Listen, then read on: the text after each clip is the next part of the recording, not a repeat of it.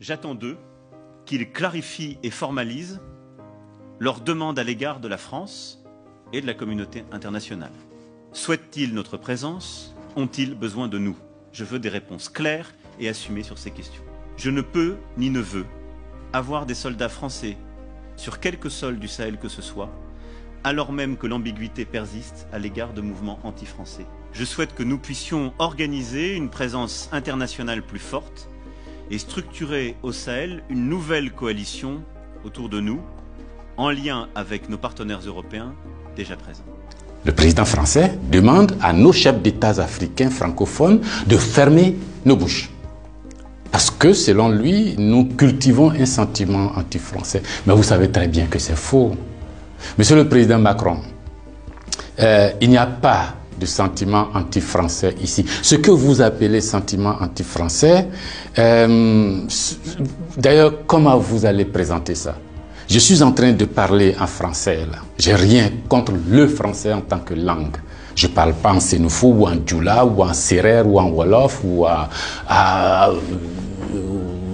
je ne sais quoi, soninké, bambara ou quoi d'autre. Je parle en français. Je n'ai rien contre le français. J'écris, je m'exprime, je travaille en français. Je n'ai rien contre les Français. Nous n'avons ici en Afrique francophone rien contre les Français. Ils sont nombreux, ils ont des entreprises, ils créent des emplois pour nous, ils payent des impôts. Nous sommes nombreux à travailler avec eux, à travailler pour eux. Ils travaillent souvent pour nous. Nous sommes des amis, nous nous marions, nous vivons ensemble ici comme en France sans aucune animosité. Donc, ce n'est pas un sentiment contre les Français ou contre le Français. Ce que vous appelez sentiment anti-français en réalité, c'est un ras-le-bol, c'est une révolte, c'est un refus de la mainmise de l'État français sur nos autorités et par ricochet sur nos économies, sur nos peuples. C'est ce que nous refusons. Les relations incestueuses entre l'État français et les États africains, c'est ce que nous refusons. Les relations de connivence entre l'État français et les États africains, c'est ce que nous refusons.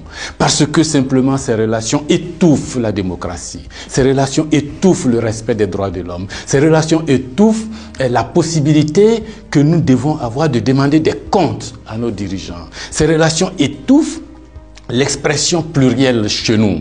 Il n'y a que ce que le président dit parce qu'il est d'accord avec Paris, donc c'est ce que lui dit qui est bon. Monsieur le président, c'est ce qui nous révolte. On a le sentiment que vous êtes complice de nos chefs d'État pour nous brimer. On a le sentiment que les droits de l'homme que vous faites respecter en France, les libertés individuelles que vous faites respecter en France, la déclaration universelle des droits en France, déclaré là-bas par vos ancêtres, Monsieur le Président, on a l'impression que vous considérez que nous, en Afrique, on n'a pas droit à cela. Nous, en Afrique, on n'est pas digne de cela. Nous, en Afrique, on n'est pas suffisamment humain pour avoir les droits humains. C'est ce qui révolte cette jeunesse-là.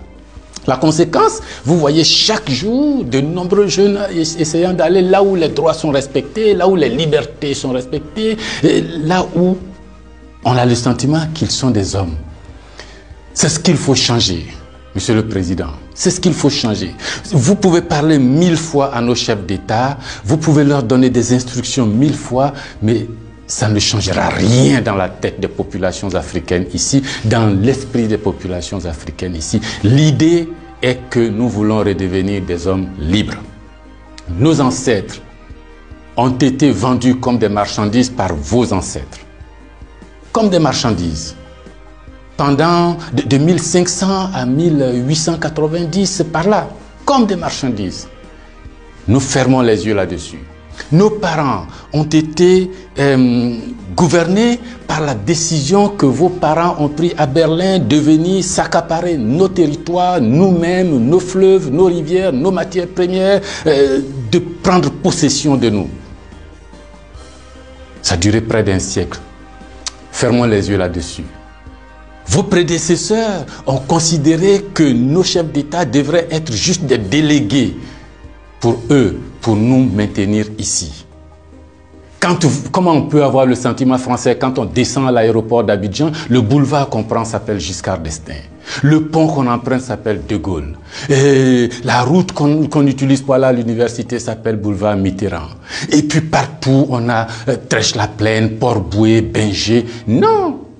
Ce que la nouvelle génération veut, ce que nous voulons, c'est l'autodétermination. Que nos chefs d'État nous rendent compte ici, qu'ils ne soient pas obligés d'aller vous rendre compte pour se donner une certaine légitimité, comme Macron est d'accord avec moi, comme Chirac est d'accord avec moi, comme le chef d'État français est d'accord avec moi. Donc ici, vous allez faire ce que je dis parce que sinon vous allez avoir des problèmes. Monsieur le Président, tant que ça durera comme ça, les gens ici auront le sentiment que l'État français est complice de leur brimade, de leur pauvreté, de leur chômage. C'est ce que nous voulons changer.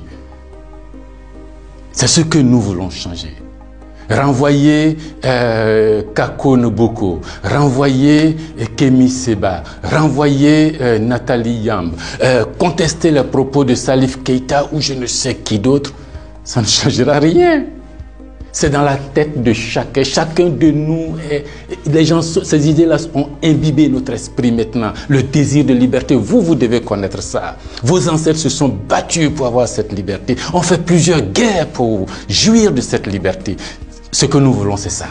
Liberté de commerce, liberté de nous organiser, nous autodéterminer, faire ce qui est bon pour nous sans nuire à vos intérêts. Mais ça ne vous dit pas de venir nous imposer vos intérêts. Si vous pensez, chers auditeurs, que ce message vaut la peine d'être diffusé et que nous soyons nombreux à nous l'approprier, sans animosité, sans bestialité, mais avec fermeté et conviction, il faut liker, il faut partager. Parce que c'est l'Afrique de demain qui se joue là. Nous ne voulons plus être des marchandises, nous ne voulons plus être sous la tutelle de quelqu'un, nous voulons redevenir des hommes libres.